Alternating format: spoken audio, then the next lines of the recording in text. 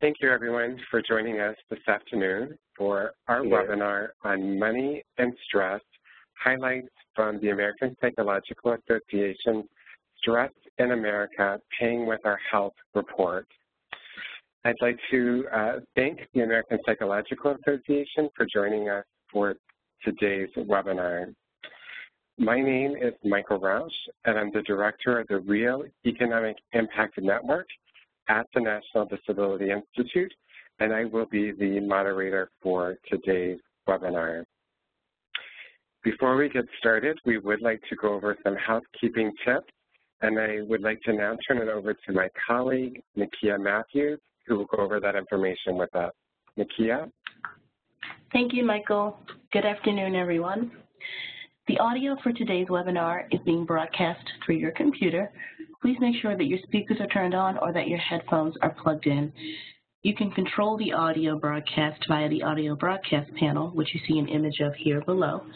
And if you accidentally close this panel or if the sound stops, you can reopen the audio broadcast panel by going to the Communicate menu at the top of your screen and choosing Join Audio Broadcast. If you do not have sound capabilities on your computer or you prefer to listen by phone, you can dial the toll or toll-free number that you see here and enter the meeting code. Please note that you do not need to enter an attendee ID.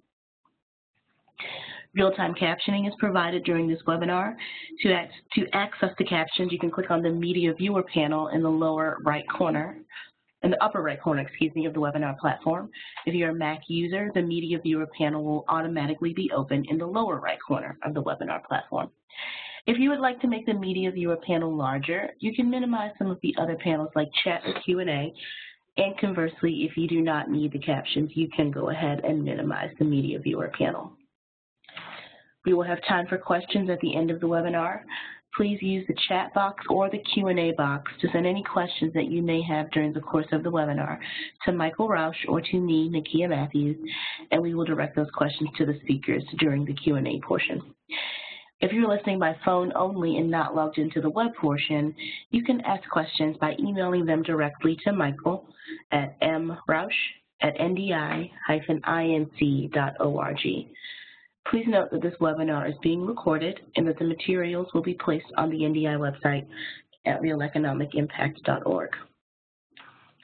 If you experience any technical difficulties during the webinar, please use the chat box to send me, Nakia Matthews, a message, or you may email me at nmatthews@ndi-inc.org. And I'm going to turn it back over to Michael. Great. Thank you, Nakia. And thank you again to each of you for joining us today as we recognize the importance of Mental Health Awareness Month, which is observed during the month of May. For those of you who are new to the National Disability Institute, I would like to share with you information on our organization. The National Disability Institute is a national nonprofit organization dedicated to building a better economic future for Americans with disabilities. We are the first national organization committed exclusively to championing economic empowerment, asset development, and financial stability for all persons across the full spectrum of disabilities. At the National Disability Institute, we effect change through public education, training, technical assistance, and policy development to help the 1 in 3 Americans with disabilities living in poverty take steps towards a brighter financial future. To learn more about the National Disability Institute, please go to www.realeconomicimpact.org. If you're not already a part of the Real Economic Impact Network, we hope that you will join us and become a part of this network and be a part of this conversation that is taking place across the country, focusing on building a better economic future for persons with disabilities. The Real Economic Impact Network is an alliance of organizations and individuals dedicated to advancing the economic empowerment of people with disabilities. The network consists of more than 4,500 members located across the country, made up of both disability and non-disability partners throughout the country. Also, if you would like to learn more and to sign up, you can go to www.realeconomic-impact.org/REI-network.aspx, and that will take you to the site to be able to sign up to join the network. It is free to join the network, so we hope you'll consider it. So for today's agenda, as I mentioned, at the National Disability Institute, we believe in the importance of recognizing Mental Health Awareness Month, and we're excited to have the American Psychological Association join us today and to provide an overview of their report on stress in America, paying with our health, but more specifically looking at money and stress. And we received great feedback from our network members who had read this report and looked at it and then asked for us to be able to do this webinar and to go into a further discussion about it. So we're really excited about this opportunity. We, in addition to learning about or hearing highlights from the report, we will also learn strategies to help clients manage their stress about money. We're also going to talk about emotional support, and one of the tools that the National Disability Institute has to help build that emotional support, but also the circle of support for individuals with disabilities, is a tool called Community Ties. So we will share information on that, and then we will turn it over to be able to have time for questions and answers. We are grateful to have with us today Dr. Lynn Bufka, who is the Assistant Executive Director of the Practice, Research, and Policy at the American Psychological Association, and she's also a part of the Stress in America team, and she has two of her colleagues with her today as well. And so I'm going to turn it over to Dr. Bufka and also allow you to introduce your colleagues. I'll turn it over to you. Good afternoon, everyone. This is Lynn Bufka. I'm delighted to be here on this webinar with all of you and really excited that you're interested in the work that we're doing at the American Psychological Association. With me in my office is my colleague Anju Kuchandani, who is the Director of APA's Office on Disability, and my colleague Sophie Bethune, who works in our Public Relations Office, helped to organize this webinar today. I will be the person who walks through the data on the slides with you, and collectively we will hopefully respond to your questions and have a good discussion afterwards. So we look forward to sharing with you the findings from APA's most recent Stress in America survey, Paying with Our Health. Each year, the Stress in America survey explores the impact of stress on our nation, what causes stress, how we cope with stress, and how stress affects our health. This year's survey took a closer look at a commonly reported source of stress for Americans, money, and its impact on our health.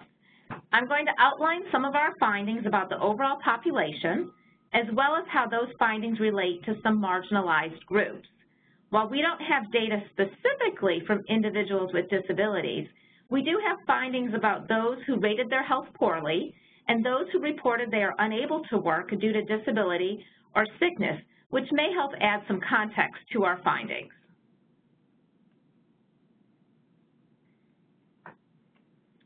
First, though, let's take a look at the overall picture of stress in America. This year's survey revealed that although Americans' average stress levels have gone down, and that would be the orange line on the screen if you're looking at the slides, they remain higher than what people believe is actually healthy. So the blue line is people's self-reported idea of what's a healthy level of stress, and the orange line is the amount of stress on a 0 to 10 scale that people report they actually experience. So you'll notice that consistently over the years, the difference between what people feel is healthy stress versus what they actually report experiencing is at least a point difference. Sometimes back in 2007, it was closer to a 2-point difference.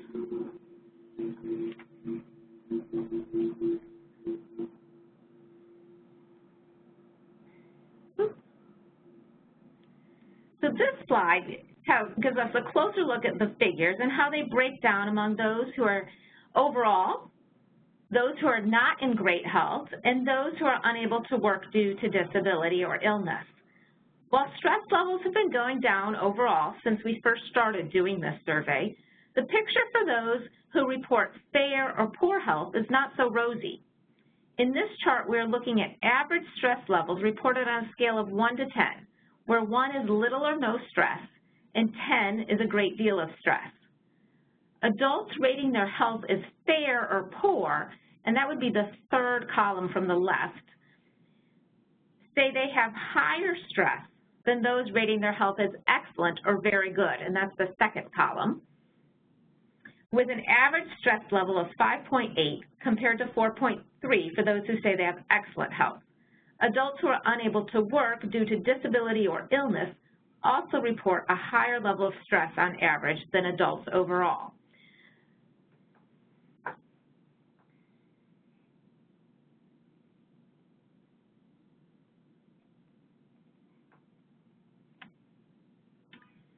Now back to the population as a whole. Each year, regardless of the economic climate, our survey findings show that money tops the list of causes of stress for most Americans. This year, 64% of Americans report that money was a very or somewhat significant source of stress. In addition, work, the economy, family responsibilities, and personal health concerns were also noted as significant stressors for many of our respondents.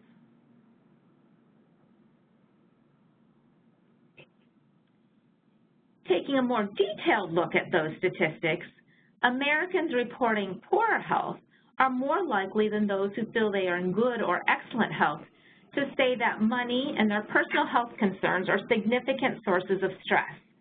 The same is true when comparing those who are unable to work due to sickness or disability as compared to Americans overall. Of course, people with disabilities face additional sources of stress unique to their situation, sources that we did not quantify in this survey. For example, if they have been newly diagnosed with a disability or a chronic illness, they may have issues related to coming to terms with the new reality.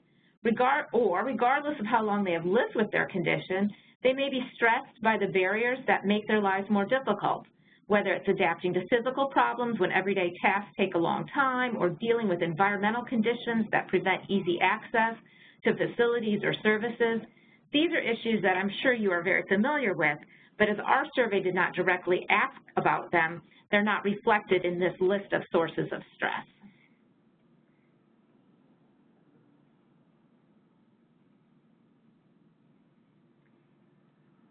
Even though average stress levels appear to be trending downward, many Americans are still struggling to achieve healthy living goals and manage stress in effective ways.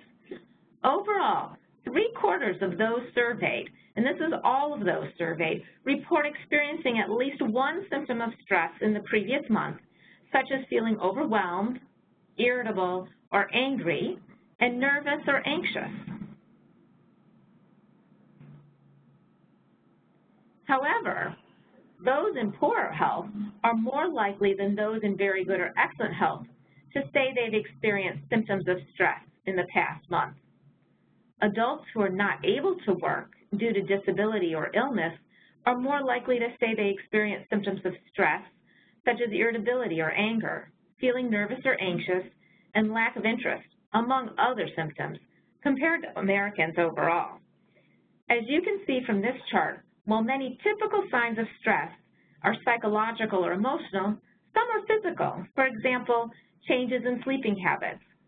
4 out of 10 of those in poor health said that they experienced changes in sleeping habits due to stress.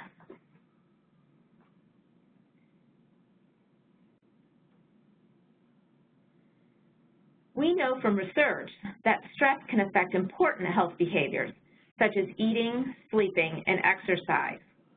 1 in 5 Americans say they are not engaging in any activity to help relieve or manage their stress. At the same time, a sizable number of respondents report that they engage in unhealthy behaviors because of stress, such as eating too much, eating unhealthy foods, or participating in sedentary activities for long periods of time.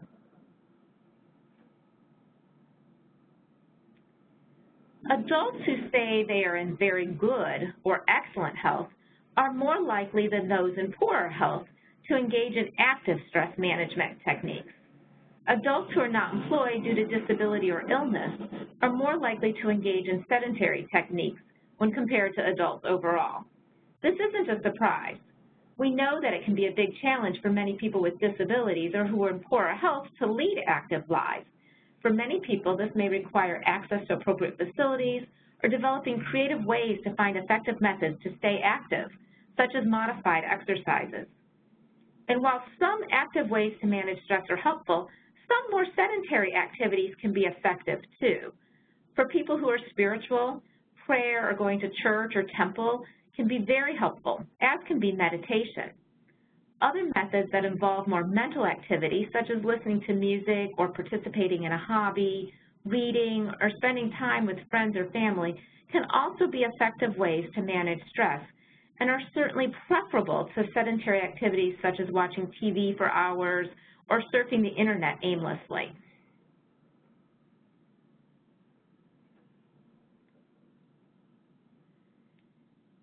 Those stressed about money are particularly struggling with their health and lifestyle goals. For example, 1/3 of Americans in our survey reported that a lack of money prevents them from living a healthy lifestyle. Those with extreme money stress are more likely than those with low stress about money to report they engage in sedentary and unhealthy behaviors to manage their stress, such as watching television or movies for more than 2 hours per day, surfing the internet, napping or sleeping, drinking alcohol, or smoking.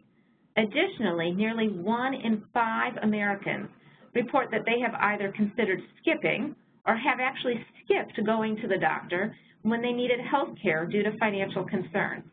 So I think as this is progressing, you're seeing how stress about money relates to physical health and physical conditions, which relates to overall stress in a way that we know that they're very much connected, but it's harder to know what might contribute first to one or the other. But it's important to understand the overall picture. When we first conducted the Stress in America survey in 2007, we did not find a difference in reported average stress levels between those with a household income above or below $50,000, which is approximately the median income in this country. However, this year's findings tell a different story. Now, those living in lower income households, that is, households with less than an income of $50,000, which really is right in the middle of the income distribution in America, report higher overall stress levels than those living in higher income households.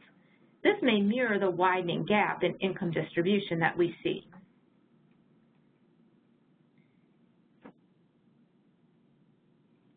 For adults living in lower income households, that is, those below the national median income of $50,000, financial concerns are a common source of stress, and both finances and stress are perceived as barriers to living a healthy lifestyle. Those living in lower income households are almost twice as likely as those in higher income households to say that their financial situation or lack of money prevents them from living a healthy lifestyle. Nearly 3 in 10 lower income Americans have either considered skipping or actually skipped necessary doctor's visits due to their finances.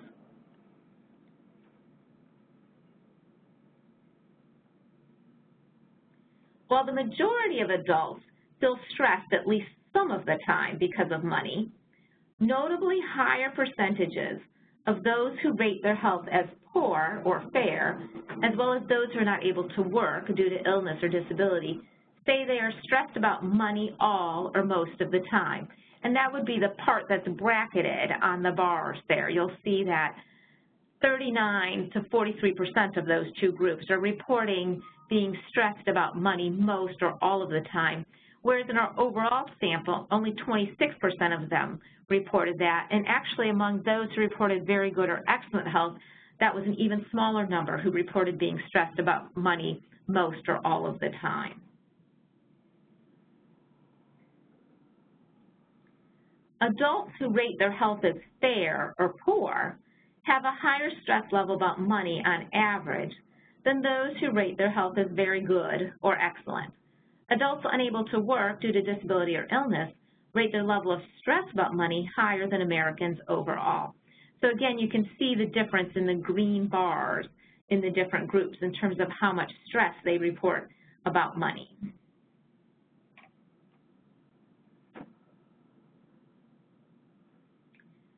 Those who rate their health as fair or poor are more likely to say paying for the unexpected is a significant source of stress. Americans who are unemployed due to disability or illness are more likely than Americans overall to say that paying for essentials is a significant source of stress. And in general, if you just look at this chart in front of you, those who report fair or poor health and those who are not employed, either due to unable to work from a disability or illness, so the lighter blue and the orange bars, those bars are generally a little bigger than the overall sample, which indicates more sources of financial stress for these respondents. Adults who say they're in very good or excellent health rate their financial security on average higher than those who say they are in poorer health. Half of those who are unable to work due to disability or illness rate their financial security as low. Then that would be a rating of 1 to 3 on a 10-point scale. So you can see that those who report fair or poor overall health or are not employed, almost half, or half in the instance of those not employed, feel not at all financially secure, excuse me, as compared to the overall sample.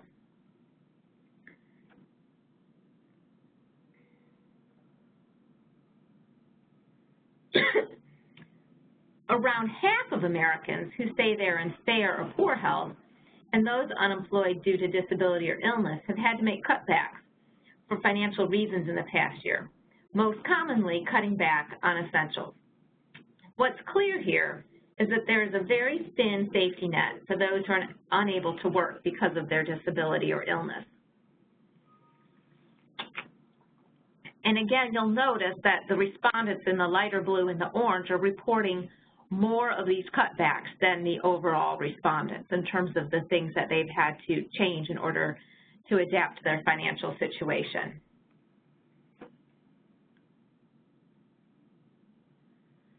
While we know that stress and health are connected, we are also discovering how social and emotional support may mitigate the effects of stress. Emotional support from family members or friends is a key factor in successfully managing stress. Americans who say they have emotional support report lower stress levels than those without emotional support. Also, our survey findings show that those without emotional support are more likely than those reporting emotional support to say they did not make any lifestyle changes because they are too stressed. And again, we have an interaction here where people who report more social and emotional support seem to experience less stress, but also seem to have a greater capability to do things, to make changes in order to manage stress. We don't know if it's the social or emotional support that facilitates it, or if it's, for whatever reason, the person's not able to have that kind of social emotional support that makes those lifestyle changes difficult, but there's a clear connection here between social emotional support and a person's experience of being able to manage stress in their lives. So it's an important thing for individuals to have that kind of social and emotional support, regardless of their health situation. For those who feel the burden of stress about money the most, particularly those in fair or poor health, it seems that they struggle more with having or having enough emotional support compared to their counterparts. Adults who say they are in very good or excellent health are more likely than those in poorer health to say they have someone they can ask for emotional support if they needed it. However, there was actually no reported difference in emotional support between adults who are unemployed due to a disability or illness than compared to Americans overall. So that was kind of a nice thing for us when we looked at this data, is that those who said that they were not employed really reported comparable amounts of emotional support relative to the overall group. But it was those who had the fear of poor health who said that they didn't have quite as much as perhaps they needed.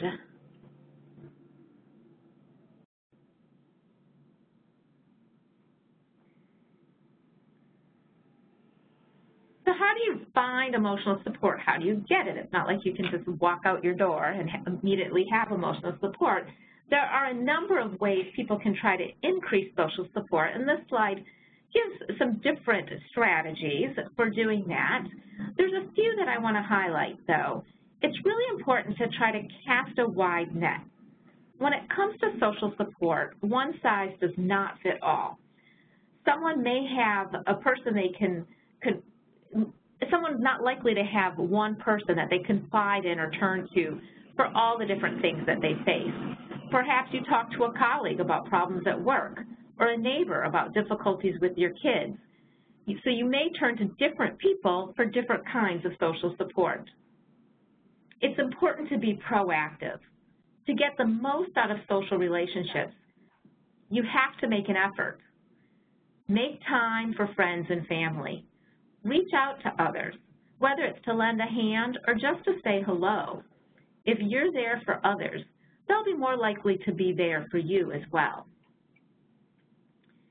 Take advantage of technology. When time or distance get in the way, write an email, send a text message, make a date for a video chat. The point is to stay connected and use technology to facilitate keeping those connections. Technology can help us do that. Seek out peer support. If you're dealing with a stressful situation, a specific stressful situation, such as caring for a family member or dealing with a chronic illness, consider joining a support group to meet others who are facing similar challenges. They may be able to provide you some necessary support and commiserate and understand the situation you're in. They may also be able to provide you some practical strategies for dealing with what you're facing. Now, these are just a few ideas to help people increase their emotional support. I'd like to turn things back to our moderator so we can take some questions.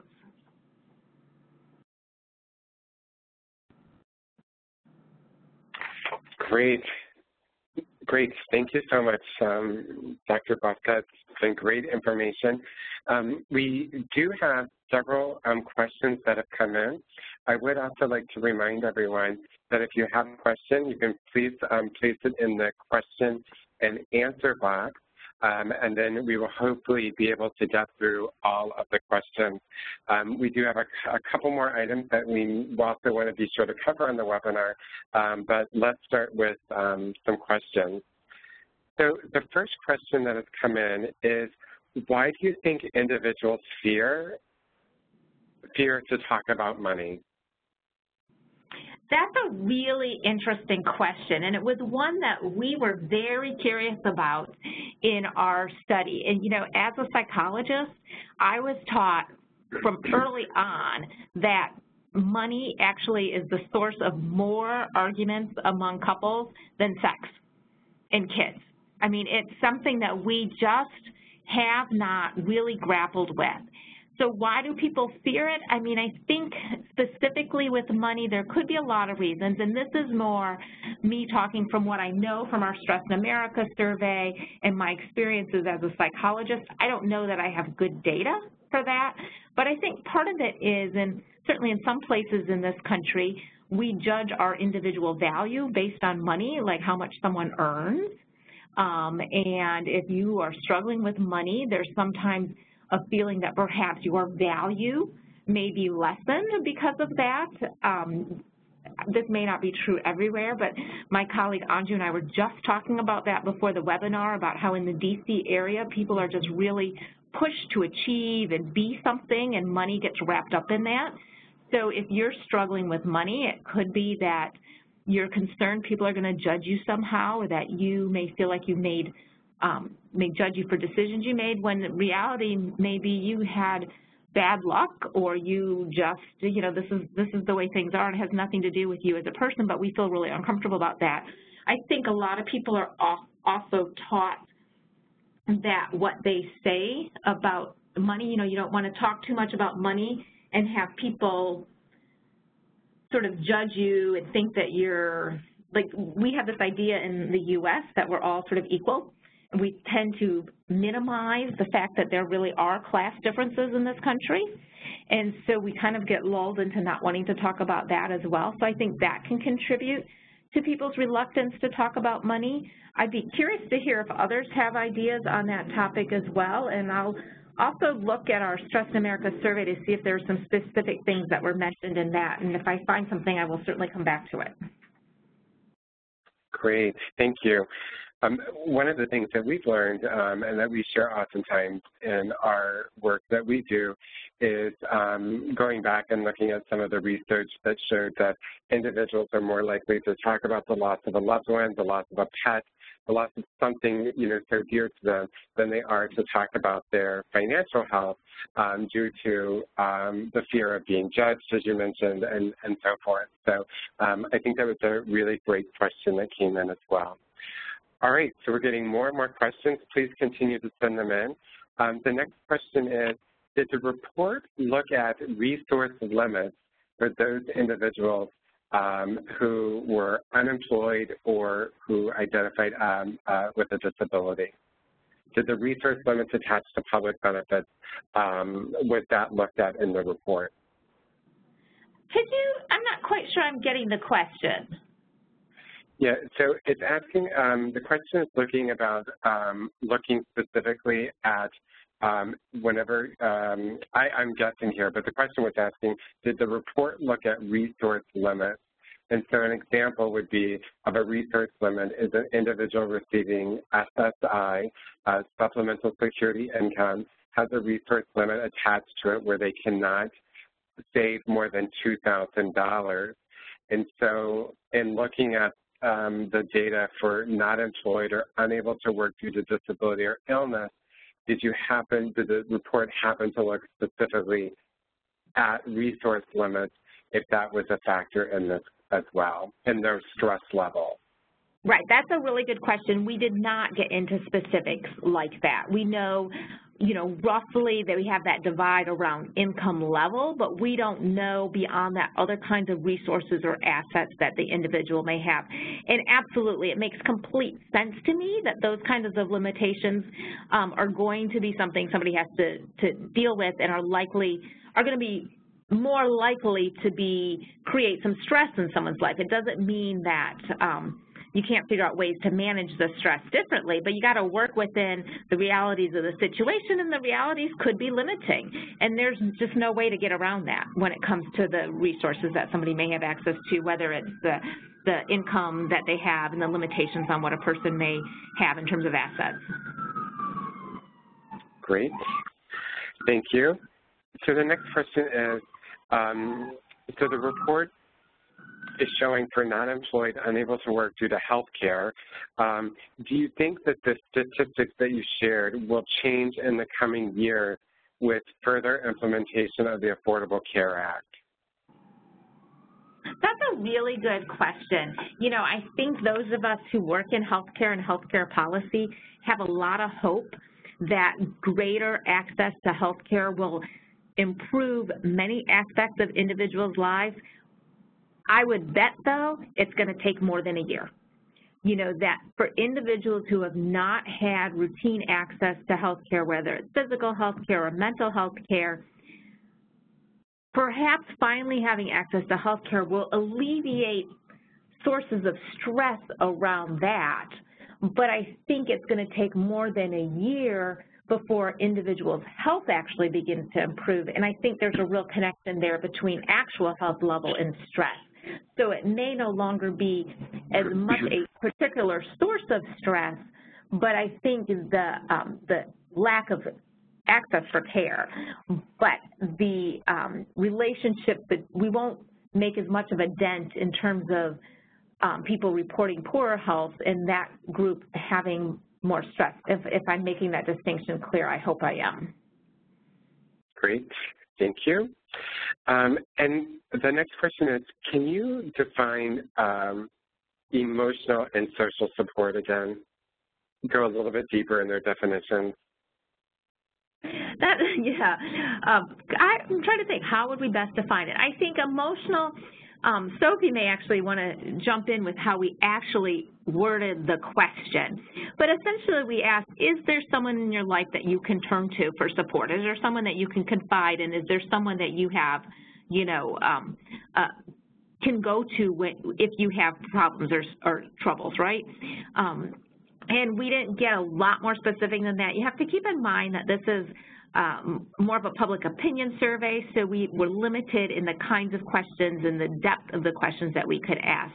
So we're working on people's self-report of what they have access, who they have access to in terms of being able to turn to somebody. So it's the person's perception of do they have this social support, not an actual measure of do they have it.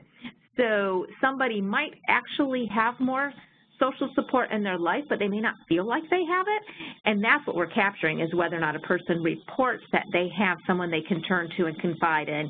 And, you know, maybe do they actually have somebody they really trust who's going to be able to give them good support?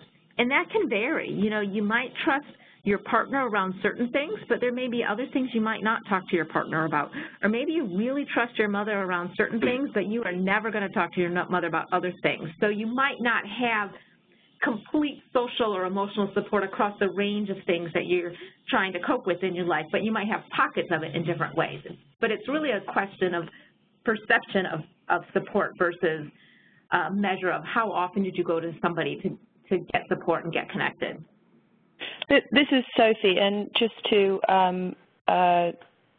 explain a little further, the actual question that Dr. Buffco referred to was, is there someone you can ask for emotional support if you need it, such as talking over problems or helping you make a difficult decision? So that's what we were looking at in the survey, but our findings related to emotional support also mirrored findings that that academic research had uncovered about the role of emotional support in stress and health. Great, thank you. The next question is, I think you already answered this but we'll put it out there anyway. Did you introduce various treatments, you know, looking at the various emotional support strategies that you mentioned to see if it changes the stress levels of individuals? So this was a one-time survey of what do people report that they have in their life. So we don't know whether if person A used the support now, does that change their stress at time B? We don't know that. So we're relying on what they tell us is beneficial to them.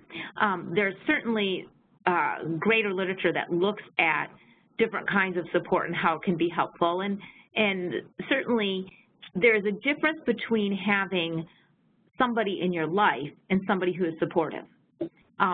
Somebody in your life who might be there, you know, you may have a person in your life who's very supportive and is going to give you rides to doctor's appointments if you need them, but who's going to tell you the whole time about how you've made bad choices with your friends. So you may be getting some kinds of support from individuals, but not others. And so that we don't know as much about. And that's really tricky. And I think it goes back to the point of don't expect to get everything from one person and be somewhat selective about who you turn to for different kinds of support. Great, thank you. This is great. We have several more questions, so here we go.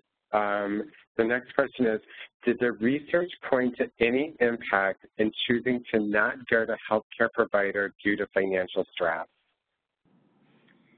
So again, we don't have sort of a time A, time B. We know that people are telling us that they've made that decision, but we don't know, did that worsen a health condition? We don't know if it, you know, resulted in actually some financial savings and the health condition really wasn't. We don't know. You know, if people are making the decision to forego necessary health care, in all likelihood, it's not helping, but in terms of their overall physical health. And I'm a big proponent of you have to take care of your physical health to the extent that you can in order to deal with many other things in your life. I also completely understand that if you don't feel you can afford to do that, you're really in a bind. There's not a great option there. So we would expect that if somebody is foregoing important, necessary health care, that's likely going to make their ability to cope with stress and perhaps actually the number and variety of different things that are stressful in the life increase. But this survey can't tell us that because it's a one point in time kind of set of questions. Great, thank you. So the next question is really a great question. So how does the concept of scarcity play into the amount of stress an individual experiences?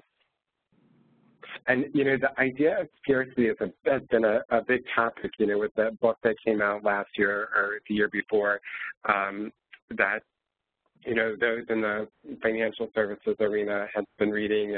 And so what are your thoughts on that? It's a really interesting, I'm sure I haven't read all of the stuff that people in the financial arena have read around that topic, but certainly one of the challenges that we've seen is, you know, if you personally feel like you have fewer resources, things are more scarce for you relative to the people around you, that is much more difficult than if you are in a shared situation of scarcity with others. You don't have sort of that similar place to connect to. And there feels like there's perhaps a competition for resources or perhaps a lack of resources relative to others. And when you're in a social comparison situation where you feel in the one down situation, that's not so good. You don't feel as good in that regard. So certainly feeling that you don't have the things that you need, that there's scarcity in terms of your resources is going to be a challenge, particularly in a society like ours where there seems to be an abundance of resources, even though they may be relatively imperfectly distributed. Great. The next question is, we know that people with disabilities live in poverty at much higher rates than other populations.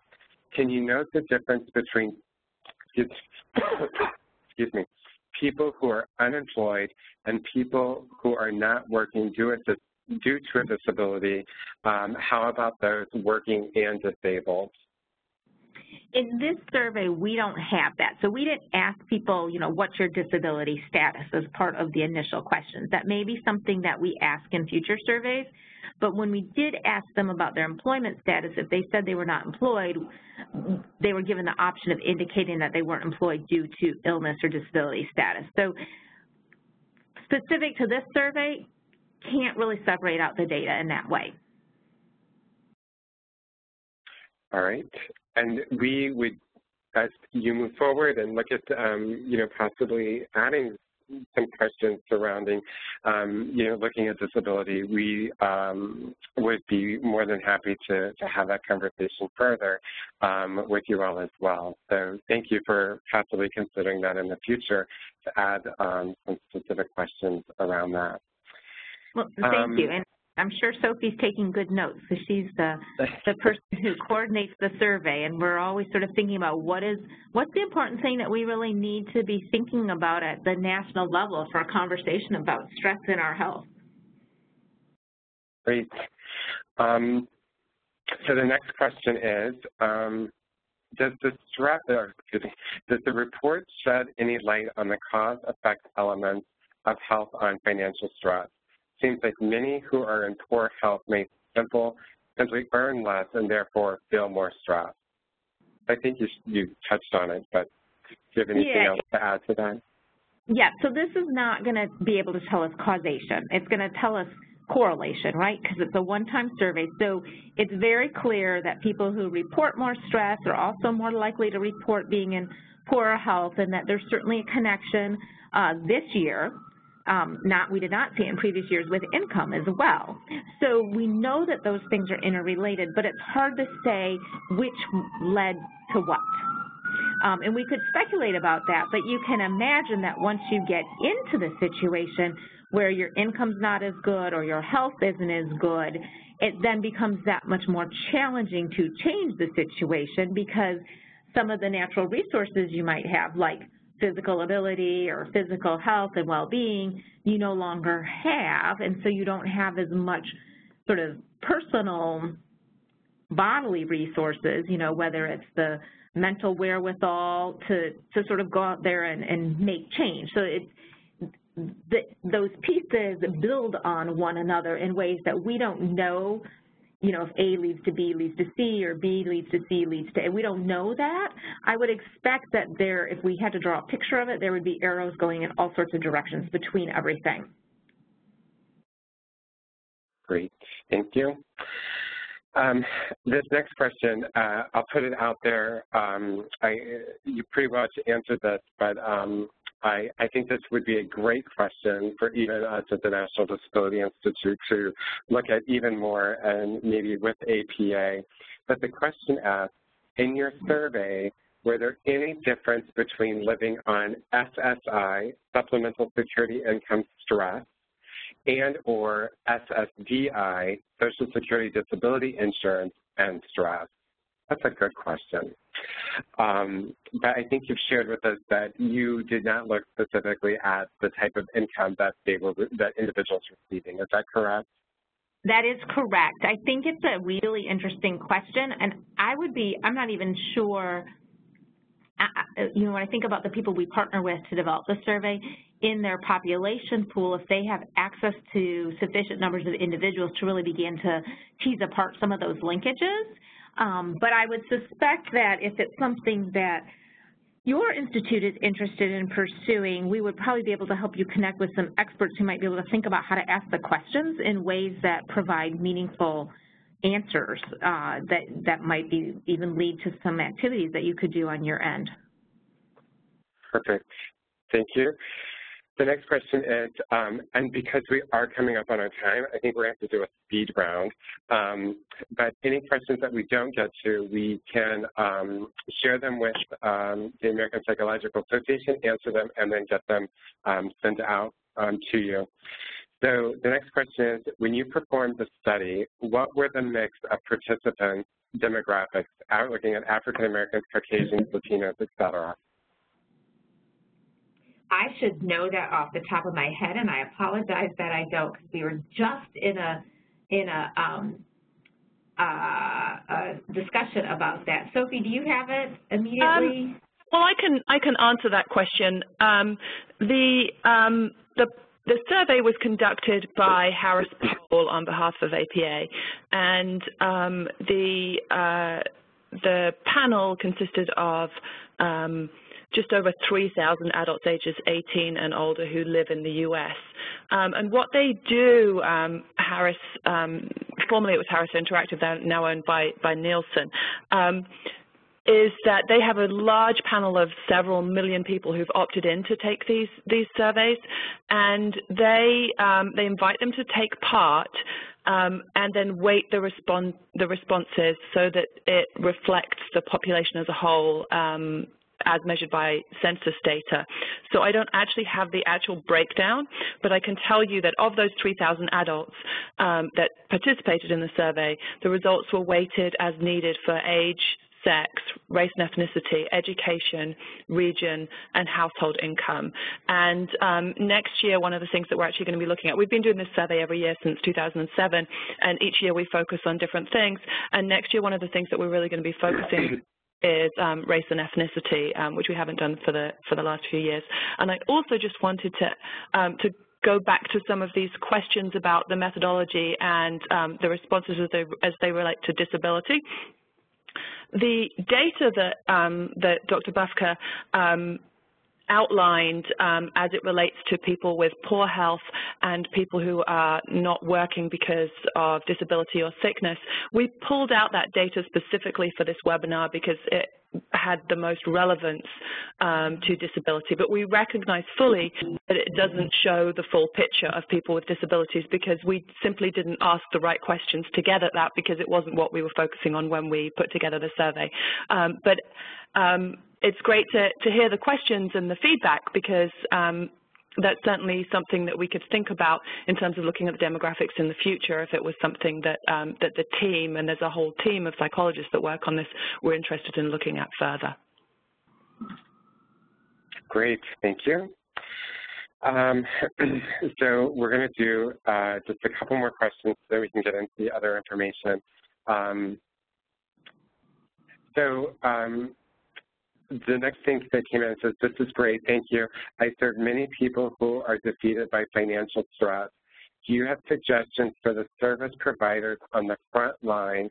How can we encourage people to take one step towards active stress relief?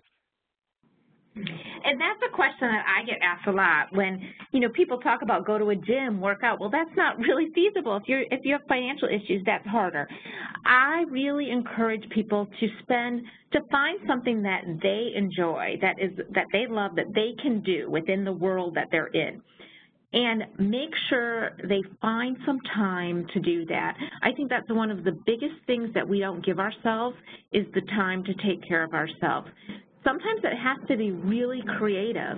Does that mean you spend 15 minutes a day, doing something that seems completely frivolous? Your life is so busy, how could I possibly have time for that? But if that 15 minutes is what it takes for you to rebalance and take care of yourself, it's really important to do that. If you love to read, find the library. Get to the library if you can, get books brought to you so that you can read. But most libraries don't have fees or might have a nominal cost for certain things. That's one way to get to reading or to other kinds of materials.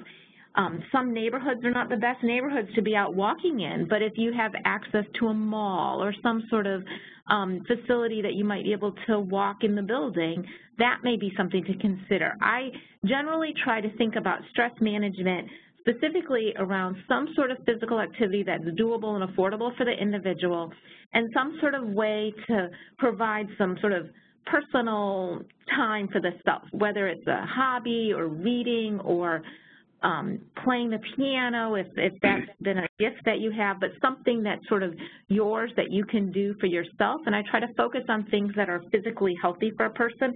Sometimes it might be just learning some relaxation strategies, and there are a lot of online apps and links where people can learn about diaphragmatic breathing or muscle relaxation or things like that, that once you learn how to do it, you can do it yourself, and it really can help to sort of clear your brain and sort of slow things down. And I really encourage people to try to do some things like that on a regular basis. Great. Thank you so much. So we have several other questions. Excuse me. So I will follow up with Sophie after the webinar. Kelsey's on. But one last question to kind of end our questions here is a question came in from Howard to ask, how do you get involved in these surveys? Oh, so as a participant, that's through the Nielsen panels. So it would be something, somehow you get part of the panels through Nielsen. And I've kind of wondered that too, but I'm not part of the panel. But that's a process that we do, and then we work with them, and they help to find the sample then that's going to be weighted to reflect to the U.S. Great. Thank you so much. So I just want to share a couple more things before we close out. Hold on just a minute as I change the slide. So as Dr. Buska had mentioned about emotional support and the importance of it, and looking at the use of technology, the National Disability Institute, we have a new innovative product called Community Ties. And this is an online secure tool for individuals enabling network-powered support and service delivery that's promoting the individual's independence. It's designed to build and strengthen relationships through increased communication and enhanced coordination. It provides technology that heightens the relationship between natural supports and paid supports, with the center of the universe given to the lead role or the individual who creates this network online. And it aligns with the national movements and trending service models of person-centered services, employment first models, the new Medicaid HCBS rules, expansion of national supports, self-directed services, as well as the Olmstead Act.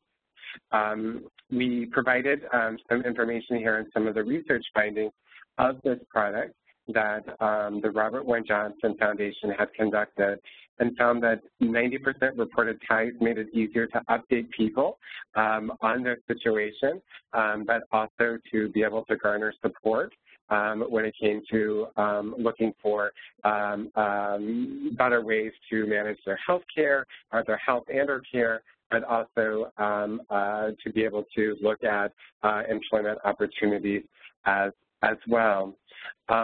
One of the things about community ties is that it has a secured vault that's attached to it that makes it different than other social media tools out there or platforms out there. That has the secured vault where individuals can share personal documents. They can post requests of needs and receive invitations for assistance. They can share calendars of appointments and events and also have reminders attached to it. And it's also a way that is that allows individuals to privately communicate with invitees, those individuals only who are part of their network, such as family, friends, case managers, counselors, job coach, and support staff. This product is currently in its beta testing, and if you're interested to learn more about this, please reach out to my colleague, Mary Lynn Revar, at the National Disability Institute, and her email address is mlerevoir@npi-inc.org. This summer, we will be hosting a summer learning series as part of our webinar series based on the survey that we received from the Real Economic Impact Network members. And we will be doing a 1-hour webinar specifically on community ties. So if you're interested to learn more, you can also participate in that webinar that will be coming up this summer as well. I hope that you'll join the Real Economic Impact Network and be a part of this national conversation to help build the financial wellness of persons with disabilities. And you can sign up at the realeconomicimpact.org. I want to remind you that our next webinar is June 10th at 3 p.m. And we are going to have a conversation on Public Policy 101. And we're going to talk about strategies on how to make a real economic impact. And Chris Rodriguez, who is our Senior Policy Advisor, will be doing this webinar with us coming up on June 10th. I would like to take a moment to thank my colleagues at the National Disability Institute.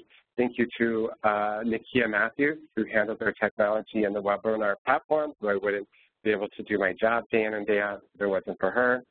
I'd also like to recognize my colleagues who are part of the National Disability Institute's Training and Technical Assistance team, who work tirelessly, long hours, and really are movers and shakers who are making a difference.